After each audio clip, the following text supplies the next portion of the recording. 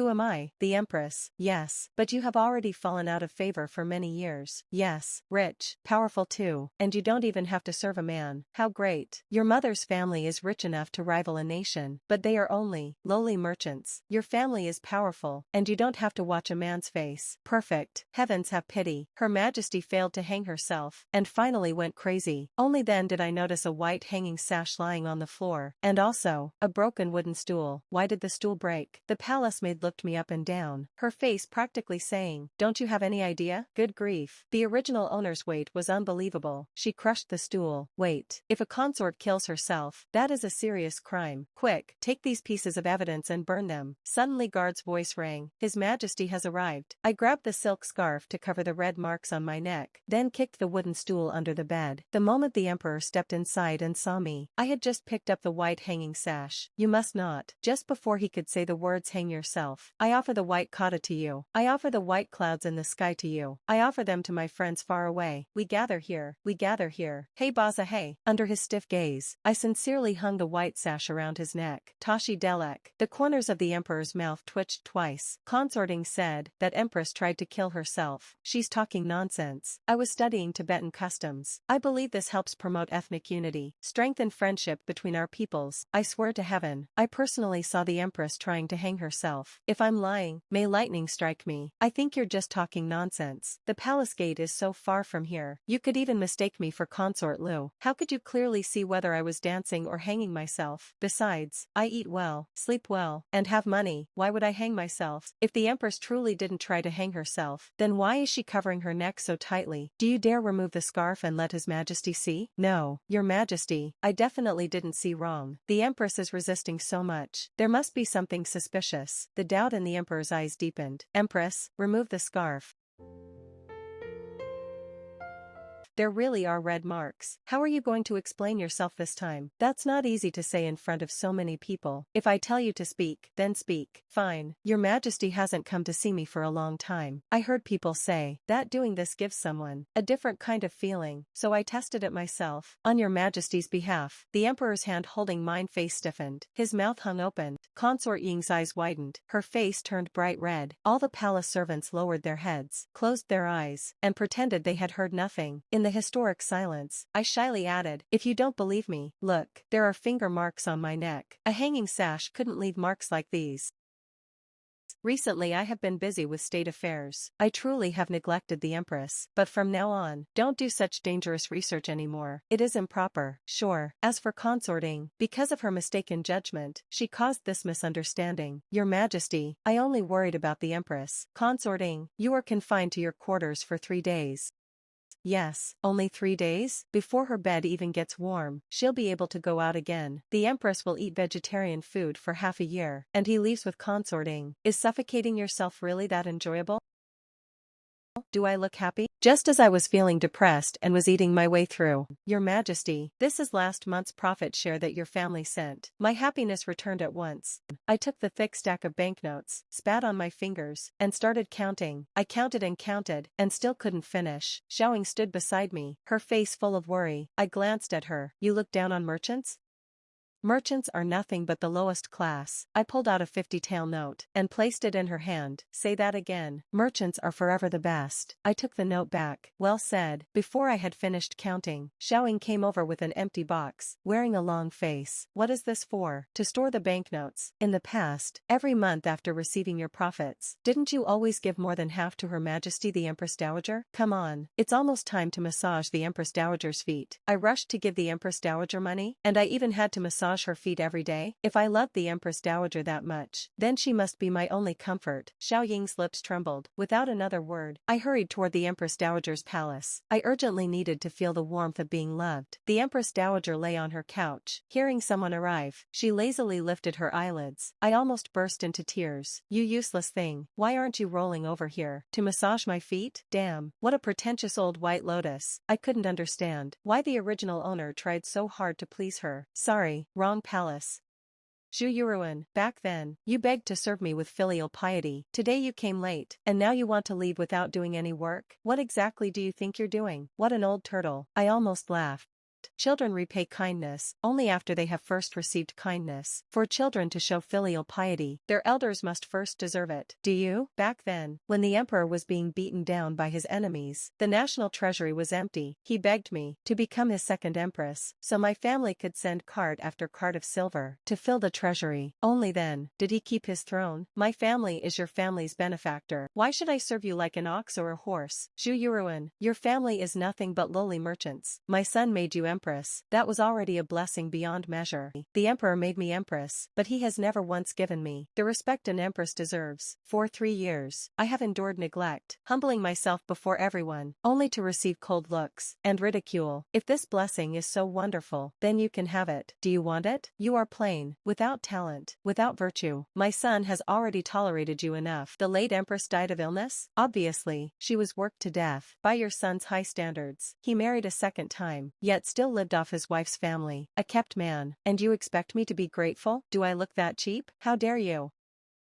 Empress, stop disrespecting the Empress Dowager. Just leave this month's tribute and go. First, the Zhu family did the imperial family a favor. Only the imperial family owes us gratitude. The Zhu family owes you nothing. If the imperial family can't accept that, then I'll simply divorce the emperor, move my dowry back to my family, and from now on, don't even think about receiving another yearly contribution from the Zhu family. Second, I don't want special treatment. I only want fairness. Since this position of empress was bought with the Zhu family's money, then it should be worth what we paid. I deserve the respect that comes with it. I deserve the status that belongs to it. If you can't do that, refer back to my first point. Third, I looked directly at the Empress Dowager. What exactly are you? To bark orders at me? I strode out of the hall. At last, I felt I had finally let the original owner vent. Your Majesty, you've completely fallen out with both the Empress Dowager and the Emperor. What if the Emperor sends troops? You think he doesn't want to? If he could have done it, he would have done it long ago. I've already discussed it with my father. The Zhu family's influence spreads throughout the entire country. Its roots run deep. If he dares touch even one finger of ours, this empire could change rulers overnight. Xiaoying looked at me once, then looked at me again. If you have something to say, just say it. For the past 3 years, you endured everything. You lived worse than a dog. If I'd known hanging yourself could make you this amazing, I would have hung you up much earlier. Thanks. The story of me standing up to the evil mother-in-law spread through the entire palace. After the emperor heard about it, he was furious. So furious that he withdrew the decree, ordering me to eat only vegetarian food for half a year. He also assigned 8 new chefs, each skilled in a different cuisine. I guess he was trying to feed me to death. That was one thing. The scary part was, the eunuch came to deliver another message. His Majesty will spend the night here tonight. I have my period. It's inconvenient. The emperor understood. That night he didn't come. Instead, he had my aunt brought into the palace. My aunt and I really looked like family. We both had the same plump face. This is your favorite beggar's chicken. Your mother hurried to make it herself. This is the first time, since you got married, that you've summoned someone from your family. Your parents have missed you so much. The trip from the capital to the palace took an hour. The autumn wind was cold, yet the beggar's chicken was still warm when I ate it. The original owner had grown up, being spoiled by her family, but after entering the palace, she was bullied by everyone, and didn't even dare meet her own family. My throat tightened. Do you have enough money? As she spoke, Aunt began taking off the gold jewelry from her hair. I brought plenty. I'm only afraid you won't have enough. Xiaoying and I stared in amazement. That's enough, Aunt. Really, it's enough. She sighed.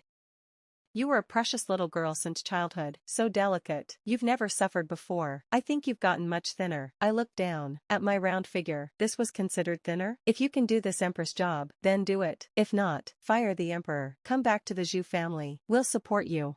Fire the emperor? It seemed the harsh words I'd said to the Empress Dowager weren't harsh enough after all. Even though I hated to part with her, I didn't let Aunt stay long. The harem was not a clean place. After Aunt left, the emperor came to visit. I made an exception and allowed your family to see you. Are you satisfied now? The emperor's smile froze for a moment, but he endured it. I heard your aunt is nearly 30, yet still unmarried. I intend to arrange a marriage for her. I've selected several suitable officials. Take a look. Are you trying to ruin my aunt's life? My aunt is the Zhu family's third in command. She manages over 1,000 shops. She has money if she wants money. She has salt if she wants salt. She's so busy counting money every day that she barely has enough time. And you want her to marry some old man, serve him, and help raise his children? What kind of nonsense is that? Why force someone to do charity work? The emperor's nostrils flared with anger. After holding it in for a long time, he finally said, "Aren't you afraid? People will point fingers at your aunt and say she's a woman who couldn't get married. My aunt isn't unmarried because she can't get married. She's unmarried because she doesn't want to marry. If other people gossip, that's their problem. What does it have to do with my aunt? What are you doing?" "I'm going to bed." I knew exactly what he wanted. He only wanted the Zhu family to think he favored me, so the Zhu family would remain loyal. "Go sleep with consorting. I'm sleeping here. You are the empress. You have the duty to attend the emperor." Attend the emperor? A duty, is it? I gently pushed him. The emperor was forced backward, onto the bed. I kicked off my embroidered shoes, jumped onto the bed, and sat astride him. "Then I'll make sure you get attended properly. Zhu Yuruan, my waist is broken." The story that the emperor had almost died because the emperor and empress had been too vigorous in bed quickly spread throughout the palace. Everyone laughed whenever they talked about it. Only consorting wasn't laughing. I heard she was so angry that several pimples broke out on her face. After hearing that, I was in a great mood. That night, I ate 2 extra bowls of rice. The next day, I had planned to sleep happily until the afternoon, but before dawn, Xiaoying slapped me awake. I opened my eyes wide, ready to curse. "Your Majesty, your aunt is here too. All the consorts are waiting outside. They're all waiting to pay their morning respects to you. In the past, every single one of them claimed to be sick and never came. None of them treated you like the empress. Now it's different. Now that they know His Majesty favors you, they're all rushing over to flatter you." "What time is it?" "The hour of Mao." I just wanted to go back to sleep. As soon as the doors opened, I got straight to the point. "From today onward, morning greetings are cancelled. If you're bored, you may fight each other in palace schemes, but don't kill anyone. Compete for favor if you like, but don't overdo it. If there's an event, be sure to invite me, though I might not come. If you have problems, tell me, though I might not help. Small problems, solve them yourselves. Big problems, try solving them yourselves too. Alright, that's all." After saying that, I yawned and turned around to leave. Behind me came Consort Ying's questioning voice. "So your Majesty's meaning is, you're going to become a hands-off manager? If your emotional intelligence is low, you can put it that way, but if there's no leader, won't the harem become a complete mess? What's your name?" "Your servant is Consort Liang. I appoint you as class monitor." "Who among you likes tattling the most?" The consorts all looked toward another young woman. "You'll be the discipline monitor. If anyone does anything bad, report it to the class monitor." "Huh?" Very quickly, I assigned everyone positions according to their strengths. Sports monitor, arts monitor, study monitor. From today on, every class officer will perform her own duties and supervise one another. If you do well, you'll keep your position. If you don't, you'll be replaced. We've all come here from different places, so meeting each other in the palace is fate. In this lifetime, we're all destined to share one man. I hope everyone will work together to build a better harem and create a harmonious dynasty. That's all for today's speech. Your Majesty, raise your hand before speaking. I'll let you speak first. Go ahead. "I've served in the palace for many years. Why can't I become one of the class officers?" "Then I'll appoint you as the sanitation monitor." "What authority does the sanitation monitor have?" "What does she manage?" "The sanitation monitor is responsible for managing all the garbage and inspecting the cleanliness of the latrines every day." Laughter erupted all around. Consort Ying's face turned green, then red, then black with anger. She saluted angrily and stormed out. She was probably going to complain to the emperor again. Sure enough, I had barely returned to my palace when the emperor arrived. I heard the empress bullied consorting. I wasn't in a hurry to answer. I poured him a cup of warm malt tea and pushed it toward him. "You got up early, attended court, then spent the whole day reviewing memorials. You must be tired. How's your waist?" The emperor clearly hadn't expected that reaction. He looked pleasantly surprised. Most of the anger on his face disappeared. I gave Xiaoying a look. She immediately brought over 2 plates of preserved fruit. I handed the emperor a silver pick. "Your favorites, honey apricots, plum strips." He looked at the preserved fruit, swallowed unconsciously, then looked back at me. The empress has learned to win people over gently. She's simple-minded and doesn't hold grudges. If you upset her, just apologize, comfort her, and everything will be fine. I really should apologize.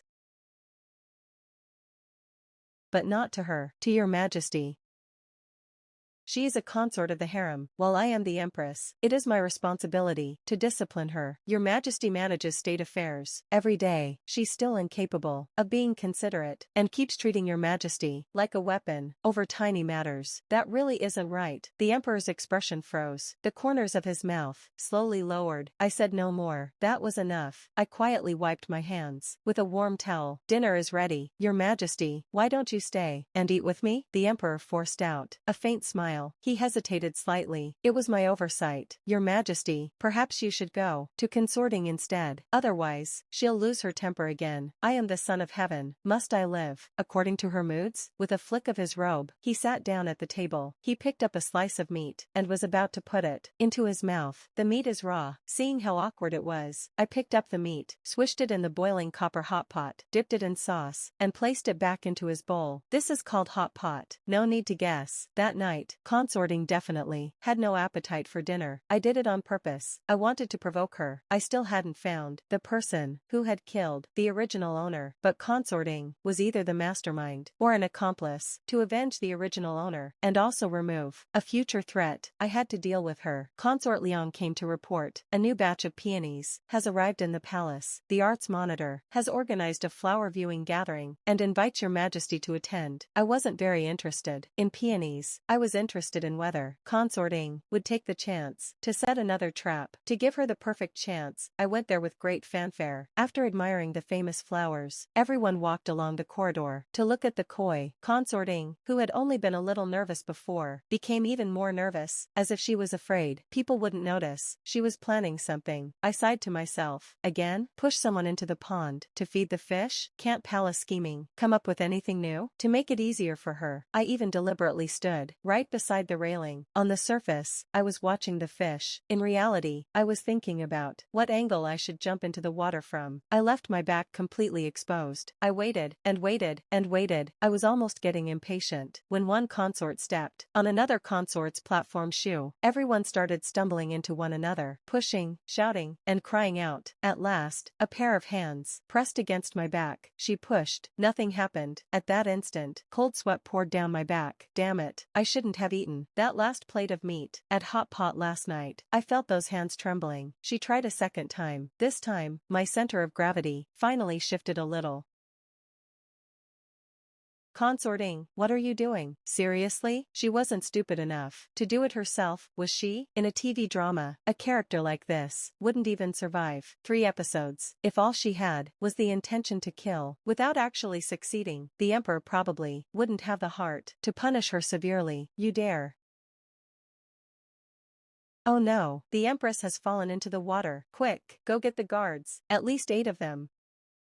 Someone save me, someone save me. After shouting 3 or 4 times, I realized I wasn't in any danger of drowning at all. I looked down. Thanks to my nice round figure, I was floating peacefully in the middle of the pond, like a giant life buoy. The guards dragged me ashore. Every one of them was exhausted. That was close. I almost drowned. Speak. Why did you push Her Majesty into the water? What were your intentions? It wasn't me. If it wasn't you, then did the Empress jump in herself? The Emperor arrived even faster than I expected. The discipline monitor reported everything that had happened. Besides her, Consort Liang and several others had all seen consorting push me. The Emperor's face grew solemn. Consorting, what's going on? It wasn't me. I couldn't even push her. Xiaoying, last time, you falsely accused me of trying to hang myself. I let that go. But this time, you actually tried to do it yourself? If you didn't want to be the sanitation monitor, I wasn't going to force you. Was it really so hard to swallow your pride? I know His Majesty has been coming to my palace more often lately and neglecting you, but as a consort, isn't the most important thing to have broad-mindedness? His Majesty belongs to the entire empire, the whole harem, not just to you. If you become jealous of someone and then try to murder her, who do you think you are? The Empress's health is fine. She has suffered no serious harm. Since the Empress wasn't seriously injured, Your Majesty is right. Since I'm perfectly fine, then don't punish consorting too severely. Normally, plotting to murder the Empress would mean execution by being torn apart by carts, or death by slow slicing. But those punishments are a bit too harsh. I think cutting off her nose and chopping off one leg should be enough. Your Majesty, please save me, I didn't mean it. It was them. They all sided with the Empress. The Empress framed me. They all want me dead. Since becoming emperor, the only person he had truly favored was consorting. She would rather believe that I had bribed everyone than let his precious flower wither. If this had happened before, the matter would surely have been dropped. But the current me was no longer the original owner, who endured everything in silence. My family stood behind me. Justice stood behind me. The phoenix crown rested on my head. If the emperor wanted to make me suffer, he first had to consider whether his own throne could afford the price. The emperor avoided my eyes. This matter still contains certain points that require further investigation. It is too early to decide the punishment.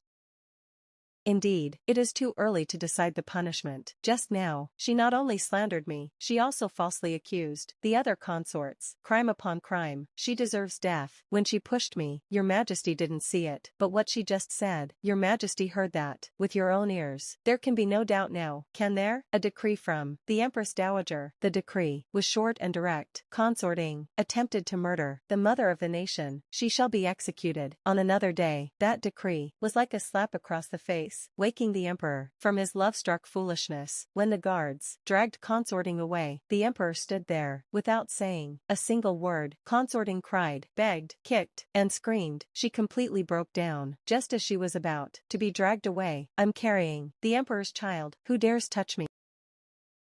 Consorting was demoted to the rank of attendant. Apart from that, her treatment hardly changed at all. Officially, it was for the sake of the imperial heir, but anyone with eyes could tell the emperor still couldn't let her go. For 10 nights in a row, she claimed her pregnancy was unstable and asked the emperor to stay with her. I felt nothing about it. Your Majesty suffered such a great injustice after falling into the water. His Majesty hasn't even come to see you once. That bitch only has to make up a few lies, and His Majesty immediately feels sorry for her. Why would I want him to come see me? He's not a doctor. He's just a man. The lower half of his body is more developed than his brain. Whoever makes him feel good, that's who he favors. Your Majesty, Attendant Ing is acting so arrogantly because of His Majesty's favor. I've already thought of a way. Want to hear it? Yes. Unlock the full exciting content by peeling me one more plate of shrimp.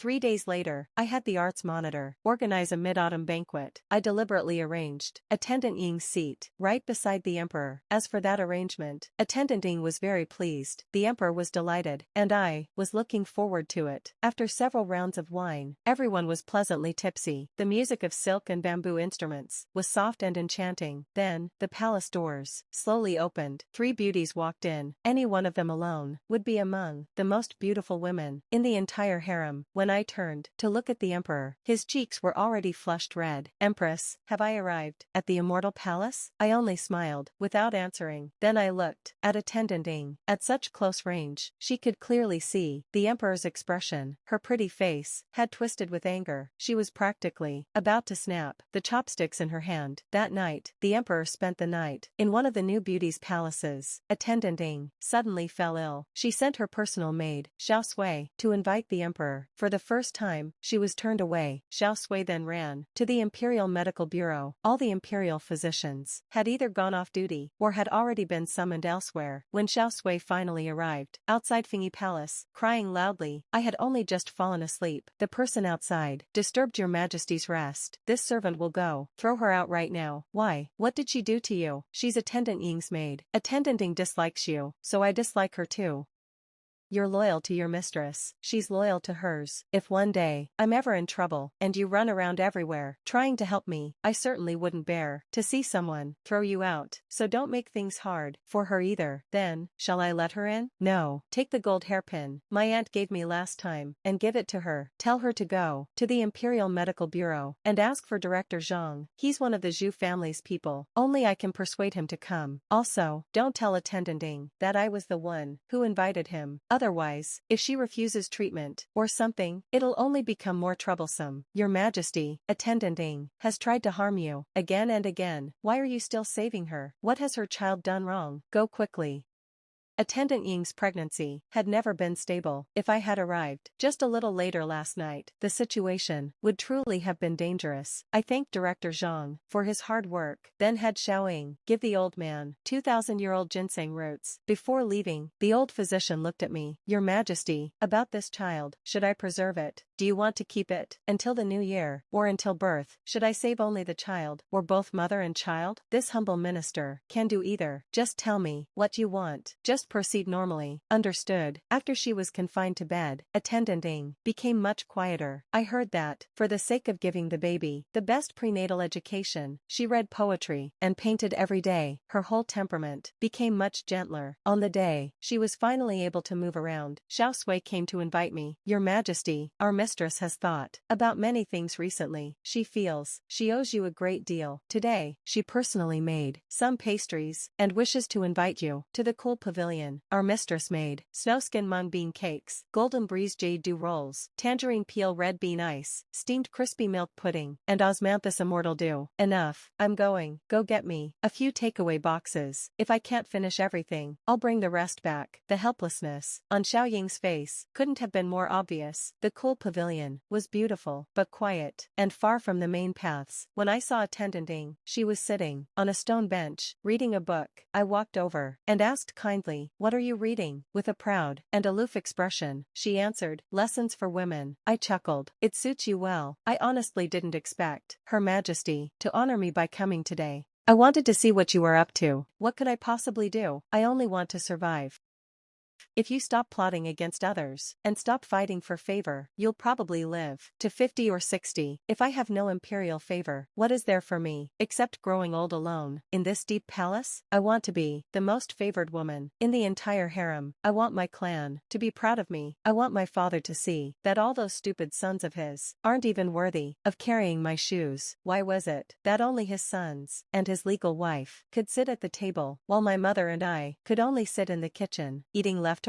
Why could his sons wear gold and silver, while I could only wear old coarse clothes? Why did he always think only sons could bring honor to the family, while I was nothing more than a money-losing burden? I love watching them kneel before me to pay their respects. I wish I could step on their heads. I want revenge. I want to climb higher. The higher the better. I want them to beg me, to flatter me, to fear me. I want to take back all the humiliation I suffered. Do you understand that? Of course you don't. You were treasured since childhood. You had everything. How could you possibly understand my ambition? Ambition isn't a bad thing, but if you use innocent people as stepping stones, then it's wrong. You understand better than anyone how women suffer, yet you chose to achieve your ambition by hurting other women. Do you really think that makes you superior?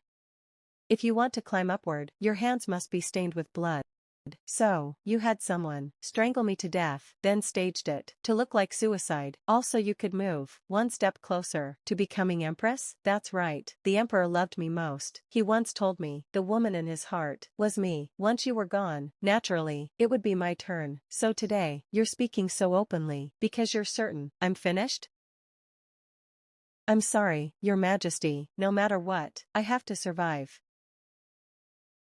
Help, someone help, my baby. With a rush, people appeared from every direction. Xiaoying arrived, with Director Zhang running as fast as they could. The three new beauties walked out from behind the artificial hill with the emperor. The emperor frowned when he saw the pool of blood. Your Majesty, the empress pushed me. She killed my child. Did you do it? I did. So what? Beat me to death. I'll give you a chance to explain. Explain yourself properly. Weren't all of you listening to everything from over there? What is there left to explain? Xiaoying and I had developed a certain understanding when I told her to get takeaway boxes. I never really meant takeaway boxes. I meant go bring witnesses. She only had to inform the three beauties. They naturally knew how to bring the emperor over. After all, those three beauties were also members of the Zhu family. When Attendant Ying heard those words, her face face, already pale, became as white as a ghost. I used to think you were gentle and kind-hearted. I never imagined your heart was as vicious as a snake's. Had I known earlier, I would have ordered your execution long ago. Your Majesty, even if you've forgotten our past affection, I'm still carrying your child. I am the son of heaven. Why would I worry about having heirs? If the mother has no virtue, how good could her child become? Kill it too, to remove future trouble. Can the child still be saved? She did take some abortion medicine, but this humble minister will say the same thing as before. If your Majesty wants to save it, I can save it. Save it. How well you can act. The person who wants me dead the most is you. Yet even now, you're still pretending to be a good person. Mistress, please stop wronging the Empress. When you suddenly fell ill before, it was the Empress who helped this servant. Invite Director Zhang. Otherwise, the child would have been lost long ago. The Empress Dowager's order was to execute all of you. Why did you insist on saving her? Everyone knows her mother is of such low status. Who would be willing to raise her child in the future? I would. I don't want to have children myself. I'm happy to become a mother without the pain of childbirth. Suit yourself. On the day of Li Xiaoing boiled a pot of tea eggs. I easily finished 2 and was just about to peel a 3rd. Your Majesty, Attendanting has given birth to a little princess. Then let's call her Sandan. Has the Emperor come? In his eyes, I died a long time ago. Why would he come see me? Besides, she's a girl. What does a girl count for? I carefully held little Sandan in my arms and gently poked her tiny cheek. She narrowed her eyes, staring at me as if she were trying to remember my face. I'll raise her well. I'll make something of her. Attendanting remained silent for a long time. She lay there heavily, her thoughts drifting somewhere far away. I didn't intend to disturb her. I laid Sandan back beside her, letting the baby spend as much time as possible with her birth mother. After taking 2 steps, I heard Attendanting let out a hoarse whisper behind me. Take her away. I turned around. She slowly turned her back, as though she didn't want to look at the child even one more time. That evening, I was gently rocking the cradle and had just managed to coax Sandan to sleep when a palace servant came to report, Attendanting has taken poison and died. I remembered the last time I had seen her. The final words she said were, take her away. For a long time afterward, the harem remained peaceful, probably because, after witnessing the Emperor's heartlessness, everyone had lost interest in competing for his favor. Sandan grew up, eating meals from every consort's palace. Every day before mealtime, each palace would send over its kitchen menu. Whichever dish Sandan wanted to eat, she would simply run to that palace. Other mothers teach their daughters music, chess, calligraphy, and painting. Nowhere in the world is there a mother like you. I simply drank my tea, ate my watermelon, and said nothing. Later, when the first prince, who was 2 heads taller than her, pulled her braid, she immediately threw him over her shoulder. That very night, she marched back proudly. Mother, help me get revenge. By the time she was 13, her fighting skills had become extraordinary. When an enemy kingdom came to provoke us, the Emperor covered his face speechlessly. Sandan stepped forward and volunteered herself. Before the enemy warrior had even finished mocking her, she fired a rainstorm pear blossom needle. The man was riddled with holes. The Emperor was so delighted, he nearly smashed the table with one slap. After returning, he bestowed new titles upon her, along with countless rare treasures. Sandan squatted among the pile of treasures, picking through them one by one. I asked, are you happy? Grandfather always let me smash things like these for fun. I honestly don't like a single one of them. Let's donate them instead. Send them directly to the refugees. Don't let the officials embezzle them. After reaching marriageable age, princes and kings from every kingdom came to seek her hand. Each offered a richer betrothal gift than the last. The Emperor was overjoyed. He came proudly to ask for my opinion. I only have one condition. Will they marry into our family? If they will, then we can talk. If not, there's nothing to discuss. Nonsense. Those princes will all inherit their kingdoms one day. How could they possibly marry into our family? My daughter also has a throne to inherit. She can't marry away either. Isn't the purpose of a political marriage to maintain friendship between 2 nations? If that goal can still be achieved, then why must my daughter marry over there? Why can't their son marry over here? Ridiculous. Mother, can I inherit the throne too?